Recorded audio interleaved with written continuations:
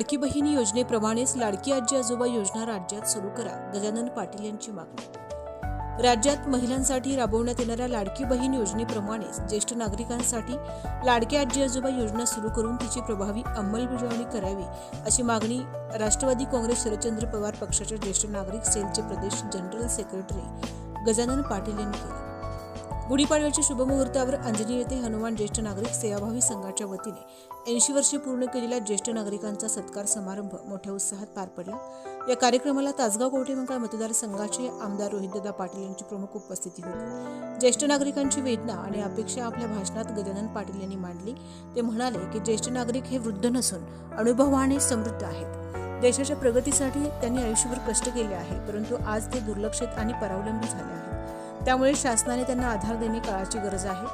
केवळ आरोग्य सुविधा नव्हे तर दवाखाने, बागबगीचे, वाचनालये, स्वच्छतागृहे, क्रीडांगणे यांसारख्या सुविधा विशेष श्रेणीत द्याव्यात। ज्येष्ठ नागरिकांसाठी दरमहा 10,000 रुपये सन्मानधन देऊन आर्थिक सक्षमीकरण करावे। या योजनेमुळे कुटुंब व्यवस्था बळकट होईल, ग्रामीण भागातील स्थलांतर कमी होईल, बाजारातील क्रयशक्ती वाढेल, रोजगाराच्या संधी निर्माण होतील, लघु उद्योगांना चालना मिळेल, सामाजिक सौहार्द आणि आनंद निर्माण होईल, असा विश्वास त्यांनी व्यक्त केला। आमदार रोहित पाटील यांचे आश्वासन। कार्यक्रमात बोलताना रोहित पाटील यांनी गरजू ज्येष्ठ नागरिकांसाठी शासनाकडून नियमित व अटींशिवाय लाभ मिळावा यासाठी प्रयत्न करू, असे आश्वासन दिले। तसेच स्वर्गीय आबांच्या स्मरणार्थ गावात ज्येष्ठ नागरिकांसाठी विविध कार्यक्रम राबवण्याची कल्पना त्यांनी मांडली।